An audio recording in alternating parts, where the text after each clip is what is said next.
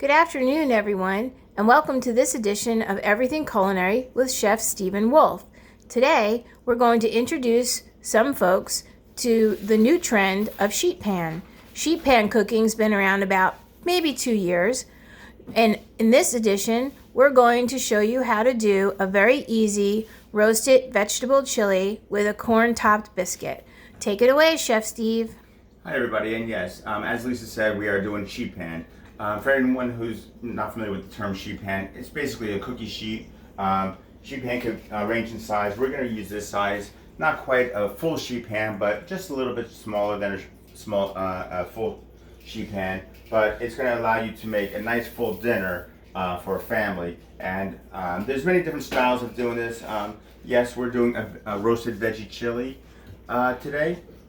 There's been other kinds where you have fish portioned out and you have a vegetable that will roast along next to it and a potato. Everything's cut to the size that will cook evenly. So when you put it on the oven at one time, you put it to the temperature, you pull it out, you got your vegetable, your starch, and your main. Maybe you cook up a little sauce. This one, the sauce will be cooked in with the chili. So let's get started. We took a little time to get everything ready for you. For the home chef, if you guys wanted to grab a frozen veggie, that will work fine in this recipe. Due to today's environment with shopping the way it is and vegetables being available as they are, we opted for the frozen vegetables.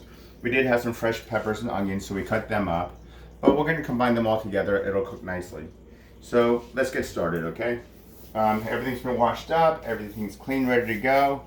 In here we have the frozen vegetables. They've been kind of thawing a little bit. Doesn't matter if they're frozen. They're partially steamed anyway when they come frozen. We're going to add the onions. We will have a recipe for you afterwards. We'll post that up once the video is finished.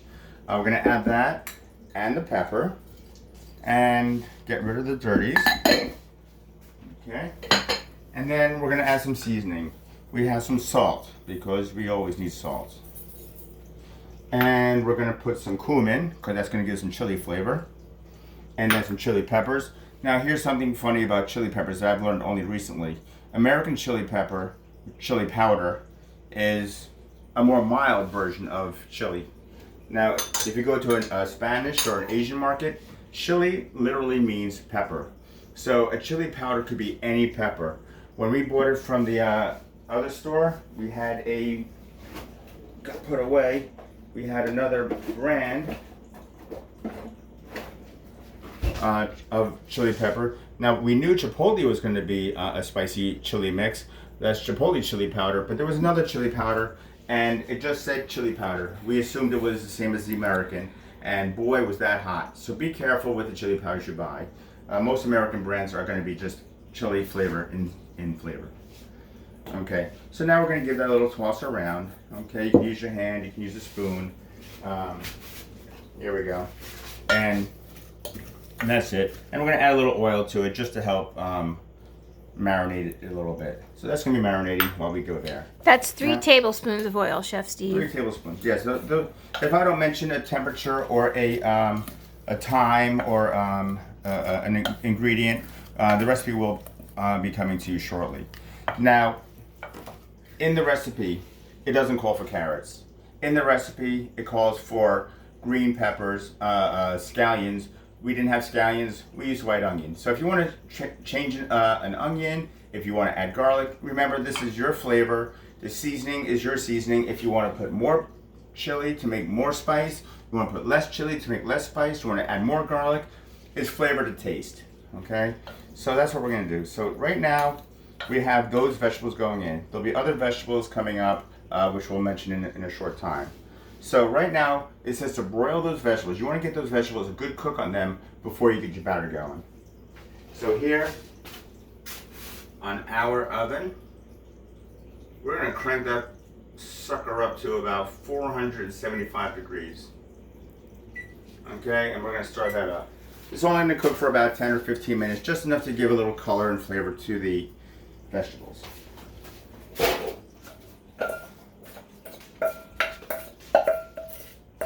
Okay, so that looks like a lot of flavor right there for that amount. But we have other things coming into this, so No need to worry. Okay, give it a nice spread around, and we're good. Okay, so pop that into the oven. That is heating up as we talk. Nice high level on the stove, so it's cooked. And now we're gonna jump into that. Now it's in the oven. You don't gotta babysit it. You don't have to watch it. It'll cook on its own as long as you have a timer going on. I got the computer working right now, so that's gonna be clicking away as we talk. This will not take more than 5 minutes to put together. So here we go. I do not have the biscuit recipe memorized. We need to look at the amounts. We have two kinds of flour. We got cornmeal and we got all-purpose flour. Then we have a rising agent, which is baking something. What was it, Lisa? Powder? Baking powder. Baking powder it was, okay. So the baking powder goes in. The flour goes in. And then we have some brown sugar. Because brown sugar tastes nice. There might be scientific reasons, but I'm not sure what they are. I follow recipes when it comes to baking. And then we're gonna stir together the dry ingredients. Why? Why do we stir together the dry ingredients, Lisa? You want them all to be mixed properly. Otherwise, a little bit of baking soda might float around and just never really get incorporated. You don't want to get that bite of baking powder taste when you have your biscuit. Get that one bite, that one biscuit will be terrible, and people will be like, those are the worst biscuits I've ever had. That's because you got the piece with the baking soda. So now we don't have that. Can you hand me the butter? Because we like to keep our butter cold. And here is our measured out butter, 4 tablespoons, I believe. Here's a trick we learned. We love it. If you've seen our videos before, you may have seen this in our pie dough recipe. We like to grate our cold butter. In this recipe, we find that the biscuits come out better when it's kind of a crumbly. It's not a yeast dough, it's more of a batter, but the cold butter does something. It reacts somehow in the oven with the when it's cold. So we don't want soft, we don't want melted, we want cold butter. And once you push that all through, watching your fingers, being really careful, you go up, you won't cut yourself. You go down, you got a problem. So that goes in. Okay, and that's it. That's 4 tablespoons, and I'm just going to toast it around to separate it out a little bit. They always talk about it being crumbly. When you have a crumbly batter, that's what you're looking for. So nice and crumbly, okay? And work that in. And not much to do with that. Now I'm going to, we had buttermilk. Lisa has a nice trick about buttermilk. If you don't have buttermilk, you can add a little bit of lemon juice or lime juice or vinegar. I think the ratio is a tablespoon per cup of milk, and you let it sit for about 10-15 minutes on your counter. You have buttermilk. Buttermilk is just a little bit of, it's not sour milk, but it's just milk that is has that ingredient in it. So now we're gonna mix that up. Okay. And because these are gonna be savory biscuits, we are going to add some cheese. In the recipe, it has the amount of cheese that you want, and you're gonna mix up some cheese for the mixture and some cheese for the topping. I'm gonna get a spoon because this batter works better with a spoon. Okay, that didn't take long. The most time it takes to do any of these recipes will be to get your ingredients together. Once you have everything measured out and ready to go, yeah, we made a lot of cups over here, but they'll be tossed in the dishwasher. It'll be easy breezy. No problem. So that, excuse me, is ready to go. Okay? So, there's your batter. Now we have our next recipe to look at. Actually, the continuation of our recipe. The continuation of the recipe are the ingredients that are going to make the chili into a chili. We have some tomato sauce. We have some broth to further cook the vegetables. Excuse me. And we have some beans. The beans are from a can, so they don't need to be cooked. So we have them rinsed and drained. The recipe says that you can add the juice from the can. That's always questionable. Some people don't mind the juice, some people do mind the juice. If you're using pinto beans, it's not such a problem because the juice won't affect the color or taste. But with black beans, it's a very, very dark liquid after the beans have been soaking for a while. So I like to rinse them out and I added just a touch more of the broth. So that's how that's going to work out. Now, if Lisa comes over here, she's going to watch me pull something out of the oven, which is really hot. So I don't want there to be any problems. So we're going to pull that out. Now, it hasn't been cooking as long as I would have liked it. Because the vegetables, let's see how they're doing. They're getting there. They're getting there. But because those vegetables were frozen a bit, they're going to be cooked. And by the time the biscuits are done, they'll be cooked as well. So I think we'll be all right. I'm not going to worry too much about that. Besides, just peppers and onions. Nothing bad in there. So what's the next step, Chef Steve? We are going to combine the next ingredients. I'm going to use the same bowl that I had the other vegetables in because there's seasoning in there. And we're going to mix together beans. It's been a bean week for us. Beans, black beans, wonderful. Black beans, black baked beans. We like beans. Beans provide health and protein and flavor. And so we added the right amount of tomato sauce. Mm-hmm. We have the right amount of other broth. Vegetable broth, tomato soup.